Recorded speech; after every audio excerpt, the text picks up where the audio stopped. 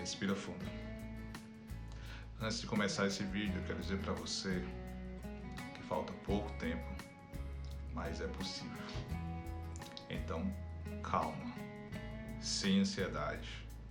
Confie em você, no trabalho que você fez até aqui, nas redações que você treinou até aqui, nos simulados que você foi bem ou não foi bem, mas eu quero dizer para você, respira fundo.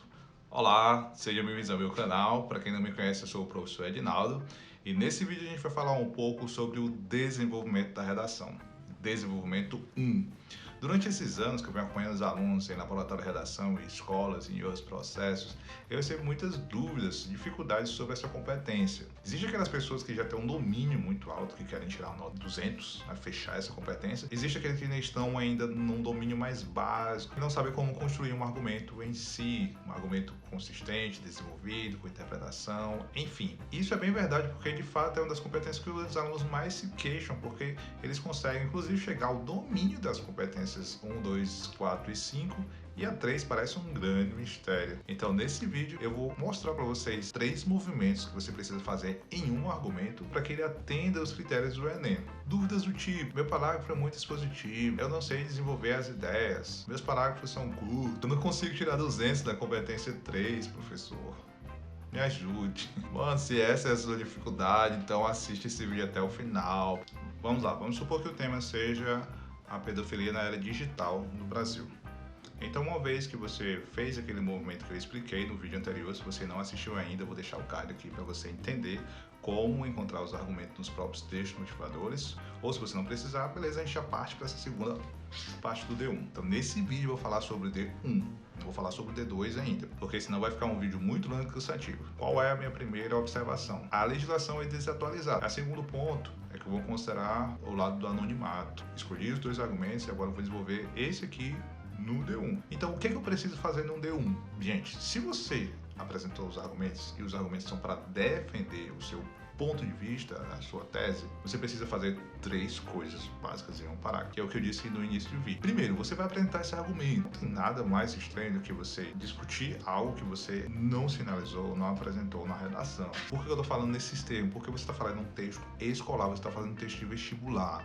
Quando você sair dessa esfera, você vai entender que você pode construir um texto dissertativo argumentativo de várias maneiras. Mas por enquanto a gente vai falar isso de um modo didático para você entender. Então o que é que eu preciso fazer? Eu preciso fazer uma apresentação desse argumento, introduzir esse argumento para que a pessoa que vai ler entenda a partir do que o meu argumento vai se construir. Então o primeiro argumento que eu coloquei foi que há uma legislação desatualizada. Mas a questão é como apresentar esse argumento. Simples, gente. Observe as redações que são nota 1000. Você introduz com conectivo simples, não precisa enfeitar demais, gente. Tem muita gente que me pergunta, professor, por que eu tenho tanta dificuldade em introduzir o primeiro parágrafo em relação à introdução? Quer dizer, o segundo parágrafo em relação à introdução. Gente, observe as redações nota máxima, o que eles fazem? A princípio, em primeiro lugar, uma coisa simples, não precisa complicar aqui no início. Você pode fazer uma introdução mais contextualizada, mais relacionada ao seu contexto atual, por exemplo.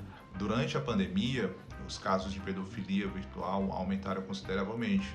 Um dos aspectos que pode estar relacionado a isso é a falta de uma legislação atualizada para punir os casos. Ponto. Simples. Então esse é o primeiro movimento que você vai fazer. Você vai apresentar o seu argumento. Uma vez que você afirmou isso, qual é o passo que você deve seguir? Gente, se eu afirmei, eu estou defendendo o meu ponto de vista. Meu ponto de vista não pode ser só uma afirmação. Então o que eu preciso fazer com o ponto de vista? Eu preciso comprovar, gente. É óbvio.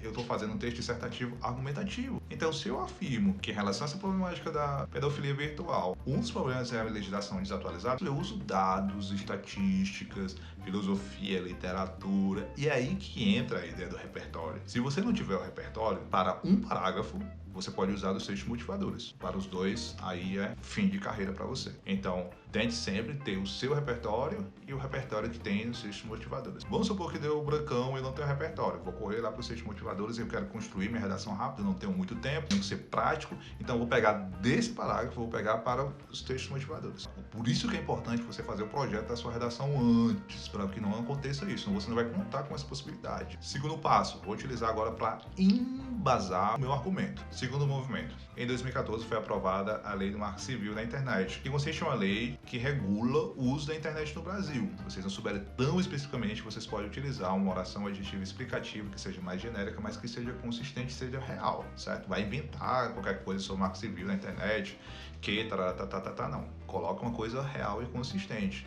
Pense também em relação ao tema.